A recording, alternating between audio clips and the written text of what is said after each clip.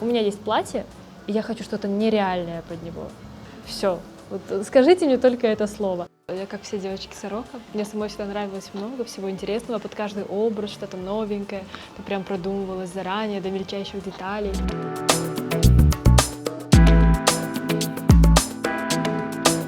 Декрет, то есть вынужденная изоляция от общества. И как-то вот чисто для души, ради интереса попробовала первый раз, купила самый дешевый материал. У меня, соответственно, ничего толком нормально не получилось, потому что от материала зависит многое. А потом муж, он видел, что у меня прям уже скучно дома, начал меня подначивать: давай, у тебя же получается, ты же можешь. Я: да нет, что подумают. Мама, муж, хайнана, вот это вот люди, которые прям вот подтолкнули прям к тому, чтобы все-таки я попробовала. И вот так оно пошло, как-то подружкам подарила там первые пары сережек, что-то. Первым рекламщиком моим стала, кстати, моя хайнана, которая в университет сразу надела несколько лет, она пошла всем показывать. Это какой-то все равно такой вот стимул, такая поддержка.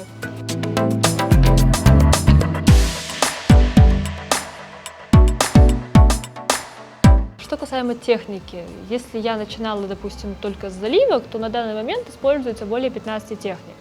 И с каждым днем каждая новая идея способствует тому, чтобы ты изучил или попробовал новую технику, в которой ты хочешь изготовить изделие. Все зависит от масштаба фантазии и идей. У работы с эпоксидной смолой как таковой нет категории по техникам.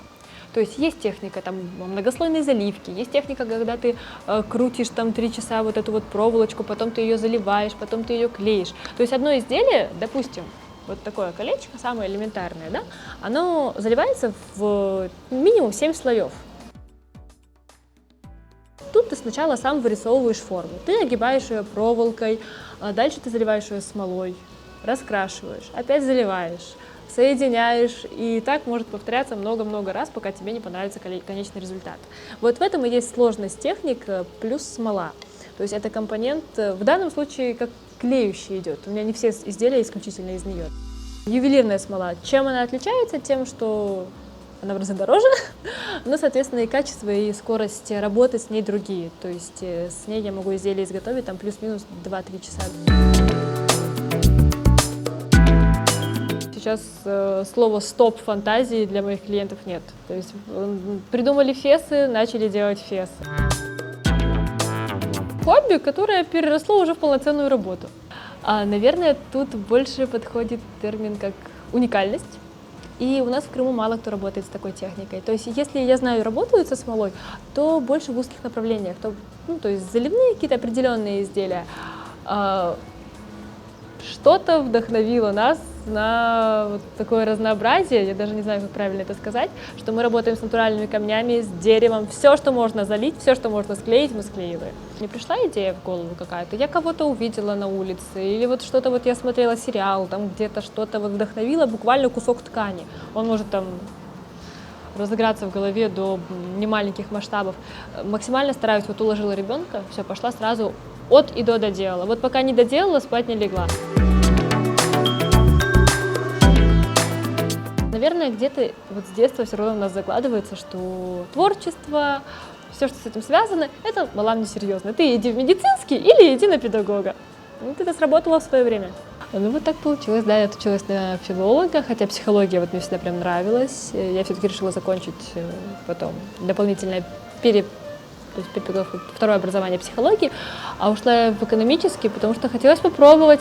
Возможно, это бы как-то переросло в творчество все раньше, если бы какие-то каноны не соблюдались.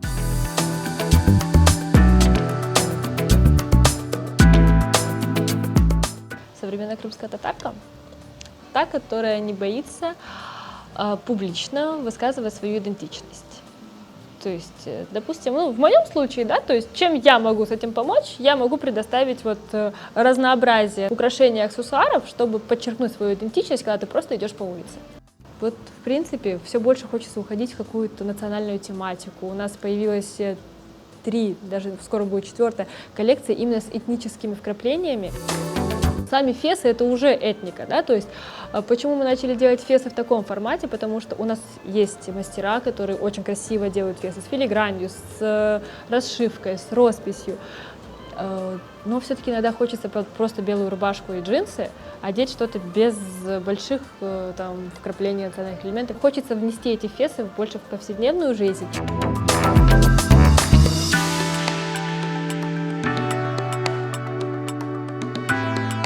Планы и мечты.